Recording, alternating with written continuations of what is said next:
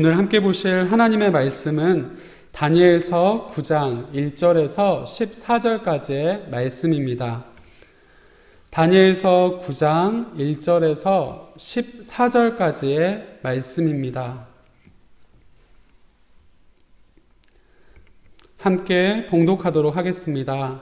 메대 족속 아하수에로의 아들 다리오가 갈대아 나라 왕으로 세움을 받던 첫 해, 곧 그 통치 원년에 나 다니엘이 책을 통해 여호와께서 말씀으로 선지자 예레미야에게 알려주신 그 연수를 깨달았나니 곧 예루살렘의 황폐함이 70년 만에 그치리라 하신 것이니라. 내가 금식하며 베옷을 입고 죄를 덮어쓰고 주 하나님께 기도하며 간구하기를 결심하고 내 하나님 여호와께 기도하며 자복하여 이르기를 크시고 두려워할 주 하나님, 주를 사랑하고 주의 계명을 지키는 자를 위하여 언약을 지키시고 그에게 인자를 베푸시는 이시여, 우리는 이미 범죄하여 패역하며 행악하며 반역하여 주의 법도와 규례를 떠났사오며 우리가 또 주의 종 선지자들이 주의 이름으로 우리의 왕들과 우리의 고관과 조상들과 온 국민에게 말씀하신 것을 듣지 아니하였나이다. 주여, 공의는 주께로 돌아가고 수치는 우리 얼굴로 돌아옴이 오늘과 같아서 유다 사람들과 이스라엘이 가까운 곳에 있는 자들이나 먼 곳에 있는 자들이 다 주께서 쫓아내신 각국에서 수치를 당하였사오니 이는 그들이 주께 죄를 범하였음이니이다. 주여, 수치가 우리에게 돌아오고 우리의 왕들과 우리의 고관과 조상들에게 돌아온 것은 우리가 주께 범죄하였음이니이다마는 주 우리 하나님께는 긍휼과 용서하심이 있사오니 이는 우리가 주께 패역하였음이오며 우리 하나님 여호와의 목소리를 듣지 아니하며 여호와께서 그의 종 선지자들에게 부탁하여 우리 앞에 세우신 율법을 행하지 아니하였음이니이다. 온 이스라엘이 주의 율법을 범하고 치우쳐 가서 주의 목소리를 듣지 아니하였으므로 이 저주가 우리에게 내렸으되 곧 하나님의 종 모세의 율법에 기록된 맹세대로 되었사오니 이는 우리가 주께 범죄하였음이니이다. 주께서 큰 재앙을 우리에게 내리사 우리와 및 우리를 재판하던 재판관을 쳐서 하신 말씀을 이루셨사오니 온 천하에 예루살렘에서 일어난 일 같은 것이 없나이다. 모세의 율법에 기록된 대로 재앙이 이미 우리에게 내렸사오나 우리는 우리의 죄악을 떠나고 주의 진리를 깨달아 우리 하나님 여호와의 얼굴을 기쁘게 하지 아니하였나이다. 그러므로 여호와께서 이 재앙을 간직하여 두셨다가 우리에게 내리게 하셨사오니 우리의 하나님 여호와께서 행하시는 모든 일이 공의로우시나 우리가 그 목소리를 듣지 아니하였음이니이다. 아멘. 택하신 백성들, 구원하신 하나님의 자녀된 성도들의 기도는 하나님의 뜻이 이 세상에서 이루어지는데 소중한 불씨로 사용됩니다.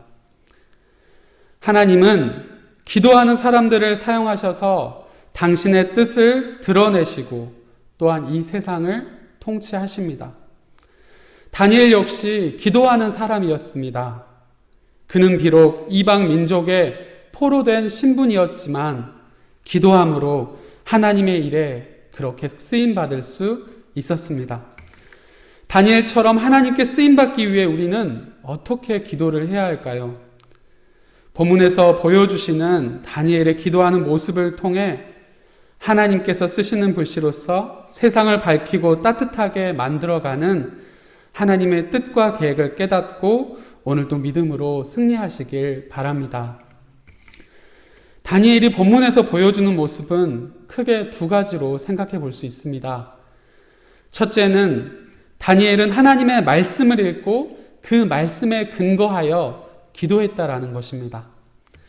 본문 2절을 보시면 그 통치 원년 나 다니엘이 책을 통해 여호와께서 말씀으로 선지자 예레미야에게 알려주신 그 연수를 깨달았나니 곧 예루살렘의 황폐함이 70년 만에 그치리라 하신 것이니라 라고 그렇게 말씀합니다. 바벨론의 포로로 잡혀간 유대인들은 그토록 강했던 바벨론이 메대와 바사의 제국에 의해 처참히 멸망되는 것을 목도할 수 있었습니다. 메대의 왕 다리오가 바벨론이 통치하던 모든 제국을 다스리게 되었고 또한 다니엘을 총리로 삼았습니다. 다니엘은 이런 역사적인 대격변기 속에서 하나님의 말씀을 읽었습니다. 그것은 이스라엘의 멸망과 포로 생활에 대한 예언이 담긴 예레미야서였습니다.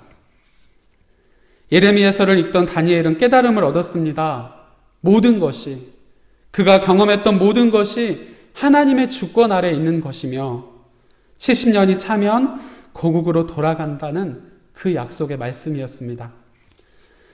당시 다니엘은 나이가 많고 연로한 고위 관료였습니다. 바벨론이 무너지고 메대 바사 제국이 새로운 통치를 펼치는 바쁜 시기에, 그 누구보다도 바쁜 시기에 다니엘은 예레미야서를 읽었습니다. 다니엘은 손에서 그 말씀을 놓지 않았습니다. 바쁘면 바쁘기 때문에 더 말씀을 읽고 거기서 하나님의 뜻을 깨닫게 된 것입니다. 다니엘처럼 구원받은 성도는 말씀의 사람이 되어야 합니다. 나이가 들어도 말씀을 더 묵상해야 하고 일상생활이 바빠도 말씀을 더욱 가까이 하여 하나님께서 그 뜻을 깨닫게 해주시기를 간절히 구해야 합니다. 예레미야서를 묵상한 다니엘은 이제 기도를 시작합니다. 3절과 4절의 상반절까지 다니엘에 대한 기도의 결심과 태도가 나옵니다. 다니엘은 예루살렘의 황폐함이 70년 만에 그치리라는 말씀을 깨닫고 하나님께 간구하기로 결심합니다. 그래서 금식하고 베옷을 입고 제를 덮어 썼습니다. 이는 메대와 바사라는 새로운 제국 안에서 정말 위험한 행동이었습니다. 총리는 새로운 패권을 잡아 세워진 나라에서 할 일이 정말 많았습니다. 왕을 보좌하고 행정 각부를 관할해야 합니다. 바벨론의 고관으로 지내다가 메대 바사의 총리가 되었기 때문에 기존의 메대 바사의 고관들로부터 견제와 큰 시기를 받았을 때입니다. 상식적으로 생각해 볼 때 그 견지를 피하기 위해 눈에 띄지 않게 행동해야 했을 것입니다. 하지만 다니엘은 어떻습니까? 누가 보더라도 보든지 안 보든지 매일 정해진 시간에 기도하는 것을 멈추지 않았습니다. 어떻게 그럴 수 있었을까요? 이는 다니엘이 늘 말씀을 보았기 때문입니다.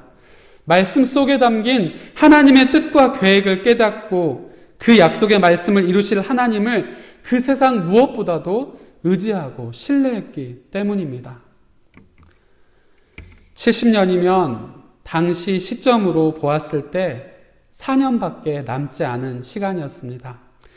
그래서인지 다니엘은 더 갈급한 심정으로 기도했을 것입니다. 본문 4절 중반절부터 보시면 다니엘은 이렇게 기도합니다.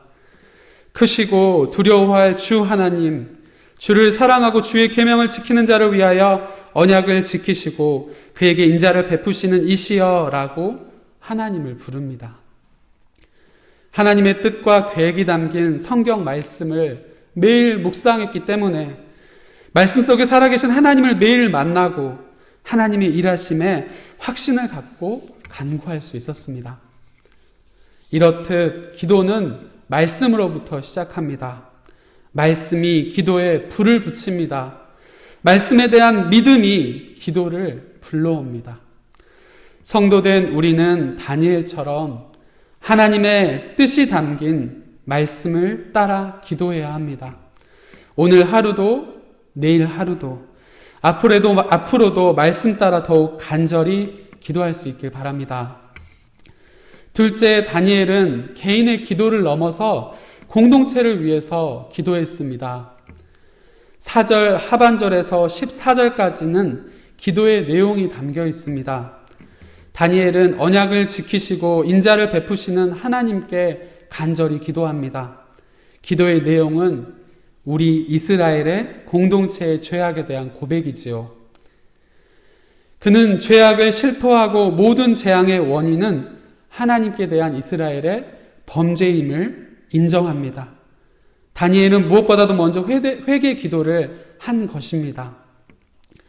5절 이하를 보시면 각 절마다 이스라엘이 하나님께서 말씀하신 것을 듣지 아니하였습니다 라고 그렇게 고백합니다.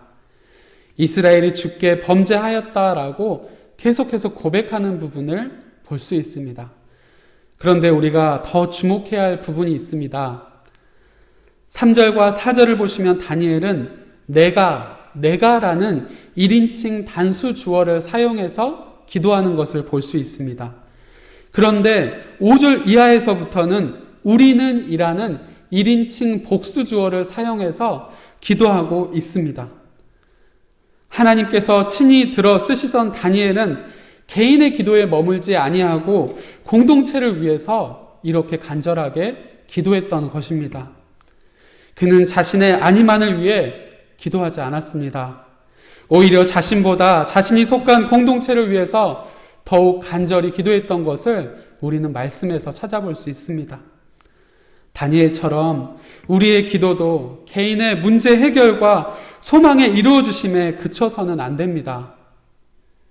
하나님은 우리 모두를 하나님의 일을 위한 불쏘시개로 사용하실 때 다니엘처럼 공동체를 위해서 기도하시길 바라십니다. 각 가정을 위해서, 각 구역과 소회를 위해서, 교회와 지역 사회를 위해서, 그리고 나라와 열방을 위해서 더욱 간절하게 기도하기를 바라십니다. 그래서 우리의 기도가 불씨가 되어 기도하는 손길들이 모이고 이를 통해 더 큰 일들을 이루어 가십니다. 오늘 하루 내가 속한 공동체를 위해 다니엘처럼 기도함으로 하나님의 일하심에 쓰임받는 복된 하루 되시길 간절히 소망합니다. 사랑하는 성도 여러분, 성도된 우리는 말씀을 늘 가까이 해야 합니다. 하나님의 말씀은 우리를 기도의 세계로 인도합니다. 하나님이 받으시는 기도는 우리의 뜻, 우리의 욕심대로 기도하는 것이 아니라 하나님의 뜻에 근거한 기도입니다. 성경을 통해 하나님의 뜻을 발견하고 그 뜻대로 살지 못했던 우리의 죄를 회개하며 나아가야만 하나님의 응답을 경험할 수 있습니다. 또한 기도할 때 자신을 위해 기도하는 것을 넘어 공동체와 나라를 위해 기도해야 합니다. 이를 통해 하나님의 일하심을 경험하고 그 일하심에 쓰임받는 성도의 삶을 살게 되는 것입니다. 바라기는 나이가 들어 말씀을 보기조차 힘든 상황에서도 말씀을 묵상할 수 있길 바랍니다. 눈으로 볼 수 없다면 귀로 들으며 말씀을 더욱 가까이 할 수 있길 바랍니다. 일상생활이 너무 바빠 시간이 없을수록 더욱 말씀을 묵상하시길 바랍니다. 그리고 말씀을 묵상할 때마다 깨닫게 해주시는 하나님의 뜻을 붙잡고 기도할 수 있길 바랍니다. 바로 앞에 놓인 문제와 해결, 개인의 소망에 이루어주심만을 바라며 기도하기보다 기도하는 공동체를 통해 더 큰 일을 행하실 하나님을 바라보며 내가 속한 공동체를 위해 더욱 간절히 기도할 수 있길 바랍니다.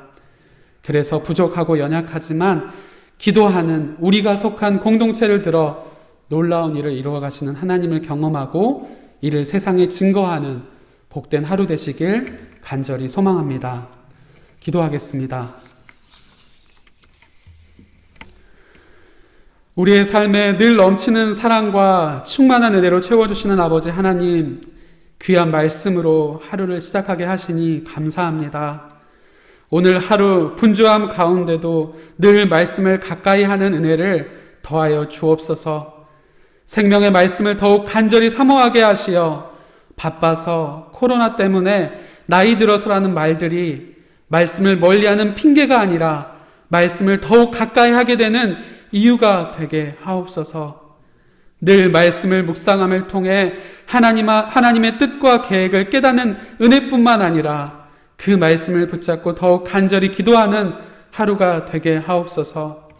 그 간절한 기도가 개인의 안위만을 위한 기도에서 공동체를 위한 기도로 확장되게 하옵소서.